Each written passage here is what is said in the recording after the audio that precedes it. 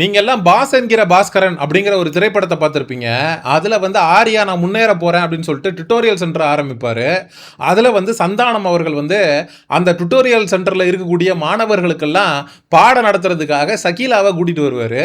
அப்ப ஆர்யா சந்தானத்தை பார்த்து கேட்பாரு, டே மச்சான் இவங்களை எதுக்குடா இங்க கூட்டிட்டு வந்த அப்படின்ற மாதிரி. அதே போலதான் இந்த விஜய் டிவியில எதுக்குடா இந்த செகண்ட் லவ் அப்படிங்கிற இந்த பர்டிகுலர் ஷோவை டெலிகாஸ்ட் பண்றீங்க, ஏதாவது ஒரு பான் சைட்டில் வந்து நீங்கள் அதை அப்லோட் பண்ணிட்டீங்கன்னா இளைஞர்கள் சிங்கிள்ஸ் எல்லாம் வந்து தாராளமாக போய் பார்த்துக்குவாங்கல்ல. ஏன்னா அந்த அளவுக்கு கேவலமாக தான் இவங்க பண்ணக்கூடிய ஒரு சில விஷயங்கள் இருக்குது. அதனால தான் நம்ம இதை ஹார்ஸாக விமர்சிக்க வேண்டியிருக்கு. இதில் 6 ஆண்கள் 6 பெண்கள் ஒரு பங்களா இருக்கும், அதுக்குள்ளே போய் தங்கிடுவாங்க. அவங்களுடைய பெட்ரூமு, லிவிங் ஏரியா எல்லா இடத்துலையும் இவங்க கேமரா வச்சு விட்ருவாங்க. படுக்கறையில் என்ன நடக்குதுன்றது முதற்கொண்டு பாத்ரூமை தவிர எல்லா இடத்துலையும் கேமரா வச்சுருவாங்க. அதுக்கப்புறம் அவங்களுக்கு டாஸ்க் அப்படிங்கிறது கொடுக்கப்படும். அந்த டாஸ்கில் யார் பெட்டராக பெர்ஃபார்ம் பண்ணுறாங்க அப்படிங்கிற அடிப்படையில் நீங்கள் தான் வந்து இந்த வாரத்திற்கான சிறந்த ஜோடி அப்படின்னு போஸ்ட் ரம்யா கிருஷ்ணன்ட்ட இருந்து அப்ரிசியேஷன் அப்படிங்கிறது கிடைக்கும். இதில் நம்ம எதிர்பார்க்காதபடி பிக் பாஸோட டைட்டில் வின்னர்லாம் உள்ளே வந்திருக்காரு. யாரா அப்படின்னு பார்த்தா சீசன் 6 உடைய டைட்டில் வின்னர் அசீம்.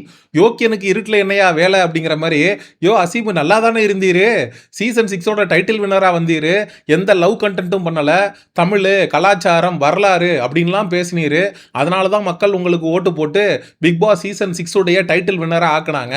நீங்க போய் இப்படிப்பட்ட ஒரு கேவலமான ஷோல ஒரு அங்கமாக இருக்கிறத எப்படி எடுத்துக்கிறது அப்படிங்கிறது நமக்கு சத்தியமா தெரியல. இந்த ஷோவுடைய ப்ரோமோ ஒன்று பார்த்தேன், பார்க்க சைக்கிள அமெரிக்க மாப்பிள்ளைகள்னு ஒருத்தன் வருவான்ல. எப்பவுமே ஒரு ஹீரோயின் வந்து சின்சியரா ஒரு பையனை லவ் பண்ணிட்டு இருக்கோம், அந்த ஹீரோயினுக்கு வந்து மாப்பிள்ளை பார்த்து கல்யாணம் பண்ணி வைக்கணும் அப்படின்னு அந்த பொண்ணோட வீட்டில் முடிவு பண்ணுவாங்க. அமெரிக்கால இருந்து ஃப்ளைட்டை கொடுத்து ஒருத்தன் வருவான். அதே போல இந்த ஷோலையும் இந்த 6 ஆம்பளைங்கள்ல ஒருத்தன் வந்து அமெரிக்க மாப்பிள்ளை, அமெரிக்கால இருந்து வந்தவன். அவன் பேர் வந்து தேஜாஷ். அவன் வந்த கையோட அவனுடைய சித்து விளையாட்டு அப்படிங்கிறத ஆரம்பிச்சிடறான். அந்த தேஜஸ் அப்படிங்கிற மூதேவி 2 பேரை வந்து கரெக்ட் பண்றதுக்கு முயற்சி பண்ணுது. அதுல ஒருத்தர் வந்து நேகா, இன்னொரு பொண்ணு வந்து வீணா. அந்த நேகா அப்படிங்கிற பெண்ணை வந்து எனக்கு முன்னாடியே தெரியும், அவ கூட வந்து எனக்கு நல்ல கனெக்ஷன் இருக்கு, பிசிக்கலா வந்து பாத்தீங்கன்னா அவ அப்பப்போ வந்து நான் கட்டி பிடிச்சிக்கிறா, நானும் வந்து ரொம்ப டச்சி டைப் தான், யாரையாவது தொட்டுக்கிட்டே இருக்கக்கூடிய மனநிலையிலே இருப்பேன், அப்போ நேகாவுக்கும் எனக்கும் நல்லா கனெக்ட் ஆகுது அப்படின்னு அவன் ஒரு பக்கம் சொல்லிக்கிட்டு இருக்க. இன்னொரு பக்கம் எனக்கு வீணாவையும் பிடிச்சிருக்கு. எதனாலடா வீணாவை பிடிச்சிருக்குன்னு ஒரு பொண்ணு இவன்ட்ட கேட்குது. ஆக்சுவலாக அவள் வந்து ஃபிசிக்கலாக ரொம்ப அட்ராக்டிவாக இருக்கா, அதனால வந்து எனக்கு அவளை பிடிச்சிருக்கு அப்படின்னு சொல்கிறான். சரி ரைட்டு, இவன் வந்து அதை கூட இருக்கக்கூடிய கண்டஸ்டன்ஸ்கிட்ட தான் அப்படி சொல்கிறான் அப்படின்னு பார்த்தா, ஜட்ஜு ரம்யா கிருஷ்ணன் உட்காந்து நீங்கள் வந்து யாரை டேட் பண்ணணும்னு விரும்புகிறீங்க அப்படின்னு கேட்குறப்போ எனக்கு 2 பேர் மேலே இன்ட்ரெஸ்ட் இருக்குது, 2 பேரா மாமி அப்படிங்கிற மாதிரி, நான் வந்து நேகாவையும் வீணாவையும் டேட் பண்ணணும்னு ஆசைப்படுறேன் அப்படின்னு சொல்லிட்டு இவன் வந்து ஜட்ஜுக்கு முன்னாடியே சொல்கிறான். அதுக்கு இந்த பொண்ணு நேகா வந்து டென்ஷன் ஆயிடுச்சு. நான் வந்து உன்னை வந்து எந்த அளவுக்கு நம்பி இருந்தா நான் வந்து இந்த மாதிரி கட்டி பிடிக்கிறதுக்கு இதுக்கெல்லாம் வந்து நான் அலோவ் பண்ணியிருப்பேன். நான் வந்து எல்லாரையும் கட்டி பிடிக்கிற ஒரு பர்சன்லாம் கிடையாது. ஆனால் நான் ஒன்று அலோவ் பண்ணியிருக்கேன் அப்படின்னா உன் மேலே நான் நம்பிக்கை வச்சிருக்கேன்னு அர்த்தம். நீ என்னுடைய நம்பிக்கையை வந்து பாழாக்குற மாதிரி நீ வீணாவையும் பிடிக்கும் அப்படின்னு நீ சொல்றது எந்த விதத்தில் நியாயம் அப்படின்னு அந்த நேகாங்கிற பொண்ணு சொல்லுது. நேகா, நீ தமிழ்நாட்டில் வளர்ந்துருக்கமா, நீ வந்து தமிழ் கலாச்சாரம் அப்படிங்கிறது உனக்கு தெரியும், அதனால ஒரு பையன் ஒரே ஒரு பொண்ணுகிட்ட தான் ஒரே நேரத்தில் பழகணும் அப்படின்னு நீ யோசிக்கிற. ஆனால் தலைவன் வந்திருந்தது எங்கேருந்து, அமெரிக்காவிலிருந்து.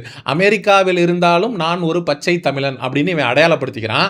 ஆனால் அமெரிக்காவோட கலாச்சாரம், அங்கே எப்படி டேட்டிங் பண்ணுவாங்க, அங்கே எப்படி கிஸ்ஸிங் பண்ணிக்குவாங்க, அங்கே எப்படி வந்து கசமுசாலாம் பண்ணுவாங்க அப்படின்றது இவனுக்கு நல்லா தெரியும். அப்போ இவனுடைய சித்து விளையாட்டை இங்கே வந்து இங்கே இருக்கக்கூடிய தமிழ் பொண்ணுங்க கிட்ட விளையாண்டுட்டு போகலாம் அப்படின்னு அவன் அங்கேருந்து மணியாட்டிட்டு வந்திருக்கான்.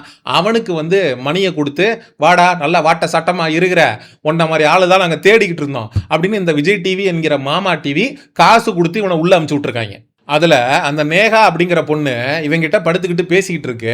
அப்படி பேசிகிட்டு இருக்கும்போது நான் வந்து சிங்கிளாக இருக்கேன், ஏன்னா எனக்கு வந்து ஒரு கிளாரிட்டி இருக்குது அப்படின்னு அந்த பொண்ணு சொல்லுது. ஆக்சுவலாக நீ என்னை மீட் பண்ணலை, என்னை மீட் பண்ணியிருந்தா நீ வந்து சிங்கிளாக இருந்திருக்க மாட்ட அப்படின்னு தன்னுடைய ஆண்மையின் பெருமை பற்றி பேசி கொண்டு இருக்கிறான். பிள்ளை குட்டி பெற்றவனாம் அப்படின்ற லெவலுக்கு அவன் பேசிகிட்டு இருக்கான். பெரிய ரோமியோ ரேஞ்சுக்கு அந்த வீட்டுக்குள்ளே வந்து உலா வந்துக்கிட்டு இருக்கான். அங்கே இருக்கக்கூடிய பெண்களும் 6 பேர் இருக்காங்கல்ல, அந்த 6 பொண்ணுங்கள்ட்டையும் உங்கள் கூட ஈஸியாக கனெக்ட் கனெக்ட் ஆகிற ஒரு பர்சன் யாரு அப்படின்னு கேட்டதுக்கு ஒரேடியா சொல்லுதுங்க, நாங்க வந்து பாத்தீங்கன்னா தேஜாஸோட தான் ஈஸியா கனெக்ட் ஆகுறோம் அப்படின்னு சொல்லிட்டு. ரம்யா கிருஷ்ணன் வந்து சொல்றாங்க, இந்த மாதிரி வந்து ஸ்லாங் எல்லாம் பார்த்து ஏமாந்துடாதீங்க, இவன் அமெரிக்கன் ஸ்லாங் பேசுறான், அமெரிக்கால இருந்து வந்திருக்கான் அப்படின்றதுக்காக இவன் யோக்கியனா இருக்கணுங்கிற அவசியம் இல்லை, யோக்கியனுக்கு இருட்டில் என்னடா வேலை அப்படிங்கிற மாதிரி ஒரே நேரத்தில் 2 பேரை ட்ரை பண்ற. ஒரு பொண்ணு வந்து கட்டிப்பிடிக்கிறதுக்கு கம்ஃபர்டபுளா இருக்காங்கிற, இன்னொருத்தி மேல எனக்கு வந்து பிசிக்கல் அட்ராக்ஷன் இருக்குங்கிற, கேட்டா அமெரிக்காவில் பிறந்த பச்சை தமிழன் அப்படின்னு வேற சொல்லிக்கிறான். டே, நீ அமெரிக்காவுக்கு போனாலும் உன்னுடைய கலாச்சாரம், மொழி, பண்பாடு இதெல்லாத்தையும் பின்பற்றவன் தான் உண்மையான தமிழன். நீ அங்க இருந்துகிட்டு அங்க இருக்கக்கூடிய ட்ரெடிஷன், அங்க பெண்கள் ஆண்கள்லாம் எப்படி பழகிக்குவாங்க, எப்படி டேட் பண்ணிக்குவாங்க அப்படிங்கிற கலாச்சாரத்தை கொண்டு வந்து நீ இங்கே வந்து விசவூசி மாதிரி தமிழ் கலாச்சாரத்துக்குள்ள தமிழ் பெண்கள்கிட்ட போடக்கூடாது ராஜா. இந்த Bigg Boss title winner Azeem எதுக்கு உள்ள இருக்காருன்னே தெரில. டம்மியா உட்காந்து எது மிச்சர் தின்னுட்டு இருக்கியா அசீம்னு அவரை பார்த்து நமக்கு கேட்கணும்னு தோணுது. ஏன்னா பிக் பாஸ்குள்ள போறப்ப நியாயம் பேசுவாரு, அநியாயம் பேசுவாரு, இப்படி பண்ணக்கூடாது அப்படி பண்ணக்கூடாது அப்படின்னு பேசுவாரு. இவன் ஒரே நேரத்தில் 2 பொண்ணுங்களை ட்ரை பண்ணிட்டு இருக்கான்.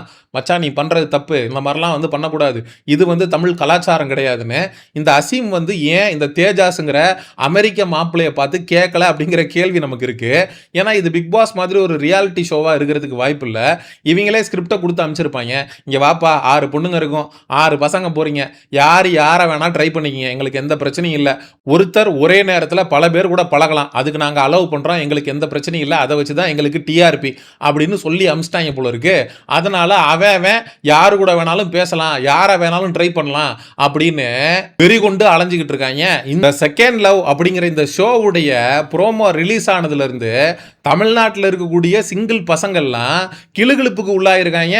அவங்களால கண்ட்ரோல் பண்ண முடியாத ஒரு சிச்சுவேஷன் கிரியேட் ஆயிருக்கு. டே, நாங்கள் ஒரே நேரத்தில் ஒரு பொண்ணையே எங்களால் ட்ரை பண்ண முடியல, ஒரு பொண்ணுகிட்ட பேசியே எங்களுக்கு வந்து ஒர்க் அவுட் பண்ண தரல, ஒரே நேரத்தில் இவனடா 6 பொண்ணை கரெக்ட் பண்ணிக்கிட்டு இருக்கான், 2 பேரை டேட் பண்ணுவேன்னு சொல்லிக்கிட்டு இருக்கான், என்ன கன்றாவி சோடா இது அப்படின்னு தமிழ்நாட்டில் இருக்கக்கூடிய சிங்கிள் பசங்களுடைய வைத்தறிச்சலை ஏண்டா வாங்கி கட்டிக்கிறீங்க மாமா டிவி அப்படின்னு இவங்களை பார்த்து நம்மளால கேட்காம இருக்க முடியல.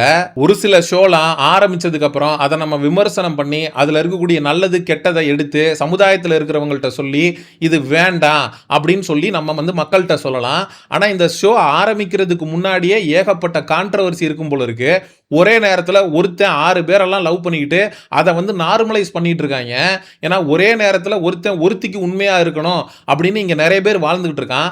அந்த மனநிலையில் இருக்கிறவனா அப்படியெல்லாம் கிடையாது, நீ ஒரே நேரத்தில் எங்க வேணாலும் யார் கூட வேணாலும் ஊர் மேயலாம் அப்படிங்கிற மென்டாலிட்டியை திணிக்கக்கூடிய ஒரு ஷோவா தான் இந்த செகண்ட் லவ் அப்படிங்கிற ஷோ இருக்கு.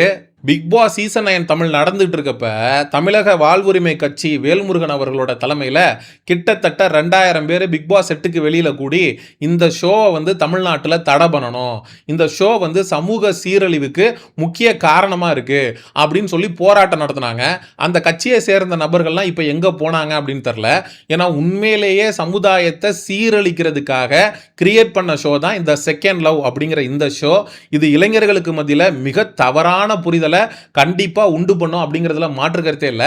அப்போ அரசியல் கட்சிகள் எல்லாம் இது மாதிரியான ஷோவை தடை பண்ணணும் அப்படின்னு போராட்டம் பண்றீங்க அப்படின்னா மக்கள் வந்து உங்களுக்கு ஆதரவா இருப்பாங்க, இந்த ஷோவை தடை பண்றதுக்கு உறுதுணையா இருப்பாங்க. ஒரு சில விஷயத்தை பத்தி பேசுறதுக்கு நமக்கு உண்மையிலேயே அருவருப்பா இருக்கு. அப்படி அருவருக்கத்தக்க விஷயம் தான் த செகண்ட் லவ் அப்படிங்கிற இந்த ஷோ. இவங்க வந்து ஒரு பப்ளிக் பிளாட்ஃபார்ம்ல கொண்டு வந்து இந்த கருமத்தை வைக்கிறாங்க. அந்த கருமத்தை வைக்கும் போது அது அசிங்கம், அது மலம், அதுல காலை வச்சிடாதீங்க, பார்த்து நடங்க அப்படின்னு மக்களுக்கு சொல்ல வேண்டிய கட்டாயம் அப்படிங்கிறது இருக்கு நமக்கு.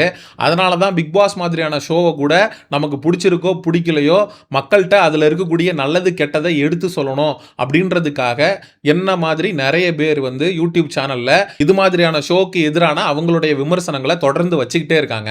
அதே போல இந்த ஷோவையும் இழுத்து மூடுற வரைக்கும் இந்த ஷோவை 4 பேர் காரி துப்புனாதான், இந்த வீடியோவை பார்க்குற உங்களை போன்ற ஒரு சில நபர்கள் இந்த வீடியோவை நிறைய பேருக்கு கொண்டு போய் சேர்த்தாதான், நிறைய பேருக்கு ஷேர் பண்ணாதான் இப்படிப்பட்ட ஒரு மானங்கட்ட ஷோவை எந்த ஒரு சூழ்நிலையிலையும் நம்ம அங்கீகரிக்க கூடாது அப்படிங்கிறத மக்கள் யோசிப்பாங்க.